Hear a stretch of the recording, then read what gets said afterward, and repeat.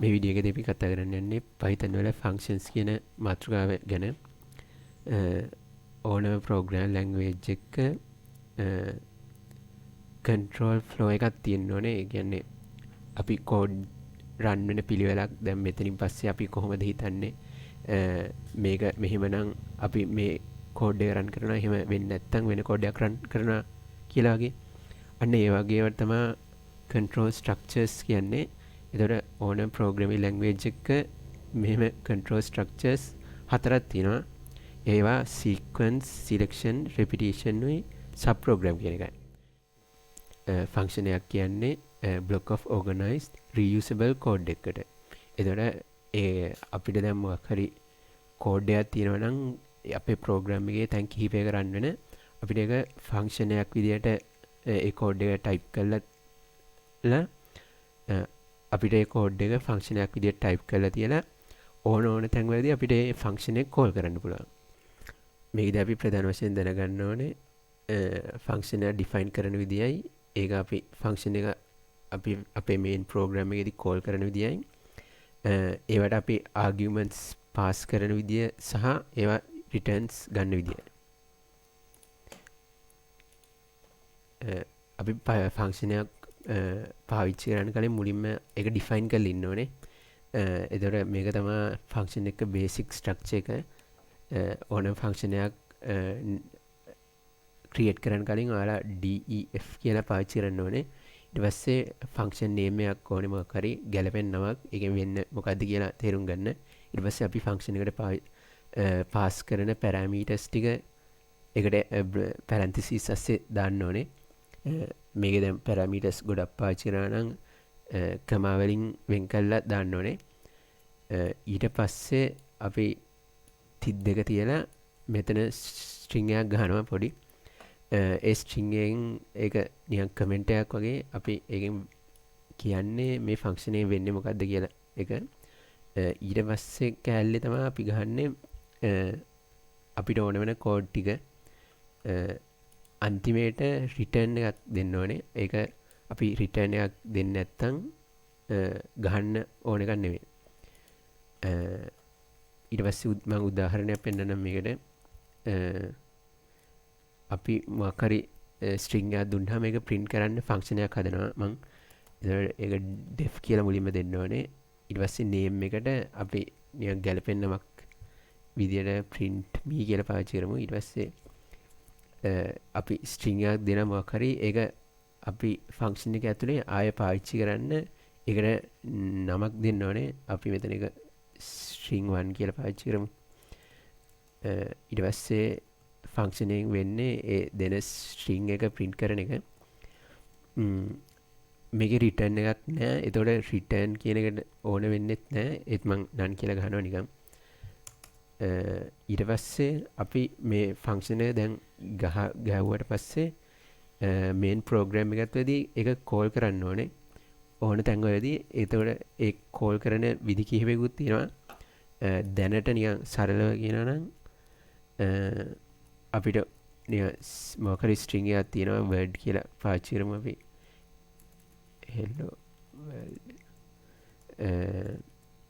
ඊට පස්සේ මේක අපි function එක පාවිච්චි කරලා print කරනවා නම් කෙලින්ම print me කියලා ගහලා අපිට ඕන string එක ඒක ඇතුලේදී දෙනවා. එතකොට මෙතන string එක වෙන්නේ word කියන එක. දුන්නාම ඒ කට්ටිය hello world කියන එක print කරනවා. Python වල function එකක් call කරාම ඒ කට්ටිය ඒක ගන්නේ ඒ කට්ටිය ඒ parameter pass function එකට pass කරන්නේ object reference එකක් විදියට. ඒ කියන්නේ ඒ අපේ address එක ඒ කට්ටිය reference එකක් විදියට පාවිච්චි කරලා තමයි function එකේදී ඒ කට්ටිය අපි දෙන parameter එක පාවිච්චි කරන්නේ. උදාහරණයක් විදියට මේ function එක ගත්තොත් ඒකදී අපි inlist කියලා එකක් parameter එකක් දෙනවා function එකට.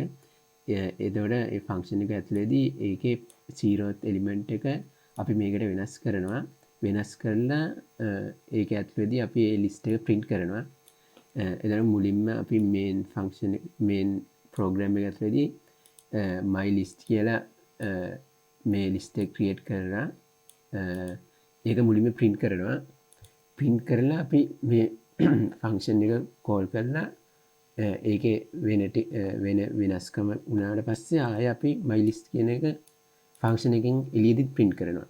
එතකොට මේ දෙක අතරදී මේක ආයෙ mylist එක inlist එක print කරන ෆන්ක්ෂන් එක ඇතුළේදී මේක වුණාම ඔයාලට පේනවා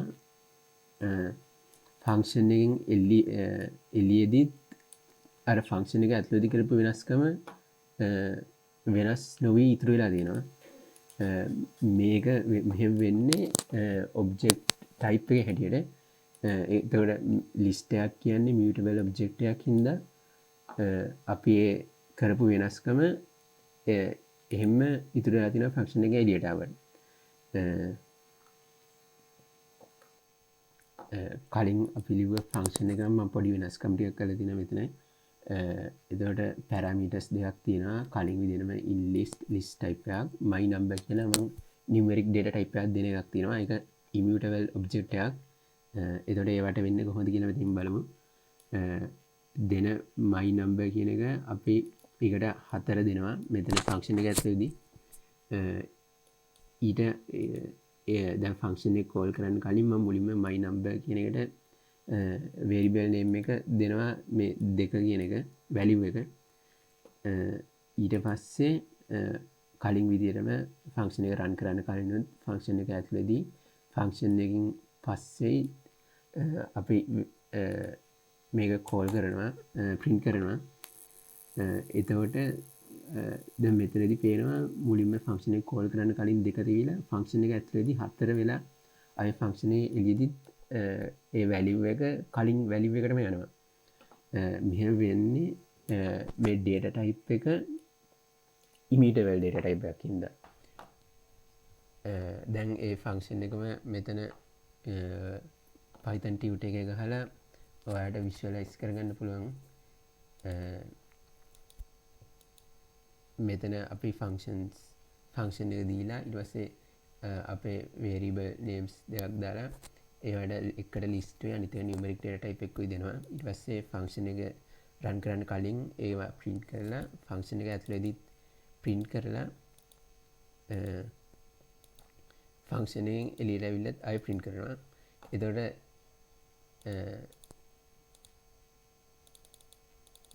මෙතනදී පේනවා ඒ immutable data type එකක් වෙනස් වෙන්නේ කොහොමද ඇයි කියලා.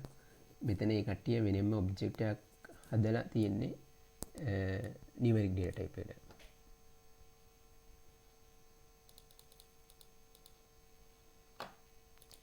ඊට පස්සේ තියෙනවා අපිට function arguments ගැන ඉගෙන ගන්න. function arguments types 4ක් තියෙනවා. ඒවා තමයි required argument, keyword arguments, default arguments සහ variable length arguments. required arguments කියන්නේ අපි function එක call කරද්දී අනිවාර්යයෙන්ම අපි argument එකක් දෙන්න වෙනවා ඒකට. නැත්නම් ඒ කට්ටිය error message එකක් පෙන්නනවා. උදාහරණයක් විදිහට අර මුලින්ම ගත්ත print me function එක පාවිච්චි කරොත් මේ අපි print me එක ඇතුළේදී මොනවද argument එක pass නොකරත් ඒකට error message එකක් පෙන්නනවා. මොකක් හරි string එකක් ගහලා අපි function එකට pass කරොත් ඒ කට්ටිය ඒක run කරනවා. required arguments වලදී අපි දැන් මෙතනදී වගේ parameters දෙකක් තියෙනවා නම් අපි ඒ parameters දෙක පිළිවෙලට pass කරන්න ඕනේ. දැන් මෙතන change me එකේදී මුලින්ම my list argument එක pass කරලා ඊට පස්සේ තමයි my number argument එක pass කරන්නේ. එතකොට අපි මේ දෙක මාරු කරොත් දැන්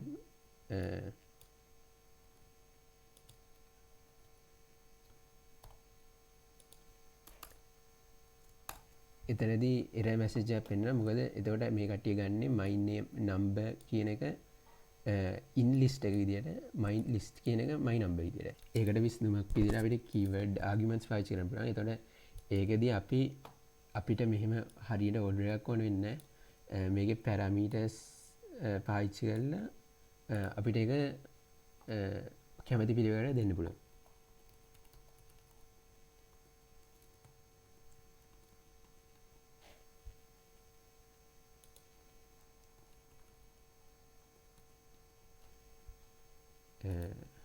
එතන මෙතනදී අපි මේ ප්‍රෝග්‍රෑම් එක රන් කරත් කලින් විදිහටම ප්‍රශ්නයක් නැතුව රන් වෙනවා. එතකොට තුන්වෙනි එක තමයි default arguments කියන්නේ. මෙතන අපිට දෙන්න පුළුවන් my number කියන එක. දැන් අපි මොකක් හරි ෆන්ක්ෂන් එක රන් කරද්දී my number කියන එක නොදුන්නොත් එතන error එකක් එනවා. ඒකට විසඳුමක් විදිහට අපිට හැමතිස්සෙම මෙතන මොකක් හරි අපි ඉලක්කමක් නොදුන්නොත් ගන්න ඉලක්කමක් දෙන්න පුළුවන්. එහෙම කරාමත් ඒ එක්සෙප්ෂන් එක මග හරවා ගන්න පුළුවන්. මේකේ හතරවෙනි ක්‍රමය තමයි variable length arguments කියන්නේ.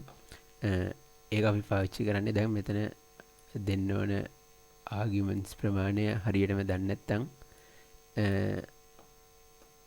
අපිට මෙහෙම තරුවක් පාවිච්චි කරලා මොකක් හරි පැරමීටර් එක name එකක් දෙන්න පුළුවන්.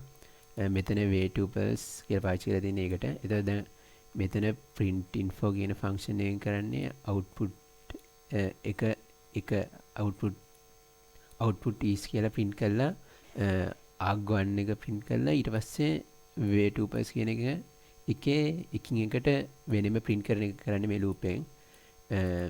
එතකොට print info 10 කියලා දුන්නාම ඒ කට්ටිය arg1 එක විතර print කරනවා.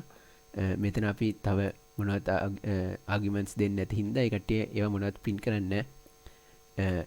ඊට පස්සේ අපි දැන් මෙතන arguments පහක් දීලා තිනවා. පළවෙනි එක ඒ කට්ටිය arg1 කියන එකට ගන්නවා. ඊට පස්සේ තියෙන හතරම ඒ කට්ටිය මේ way2pers කොටස තමයි ගන්නෙ. එතකොට ඒකින් එකින් එකට ඒ කට්ටිය හතර print කරගෙන යනවා.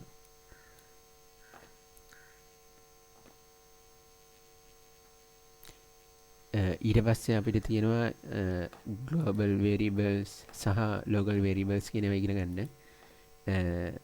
දැන් මෙතන ගත්තොත් අපි arg1 arg2 කියලා parameters දෙකක් දීලා ඒකෙන් total එක අරගෙන total එක function එක ඇතුළතදී print කරනවා. මෙතන අපි function එක call කරනවා මේ 10යි 20යි දීලා. ඊට පස්සේ අපි ඊට අමතරව function එකෙන් එළියේදීත් total කියන එක print කරනවා. මෙතන මුලින්ම අපි total is equal to 0 කියලා global variable එකක් create කරනවා. මේක run කරාම පේනවා මෙතන ඇතුළේදී අපි total කියන එක arg1 plus arg2 කියලා අරගත්තට අපි total කියන අරගෙන අපි total කියන එක return කරාට අපි function එකේ එළියේදී total කියන එක print කරද්දී print වෙන්නේ බිඳුව කියලා. මේකට හේතුව තමයි scope එක. එතන අපි දැන් මෙතන මේ total කියන එක function එකේ එළියේදීත් අපි වෙනස් කරපු value එකම එන්න ඕන නම් මෙතන global total කියලා function එක ඇතුළේදී call කරන්න ඕනේ. දැන් මේක run කරාම පේනවා function එකේ එළියේදීත් total එකේ value එක 30 වෙනවා.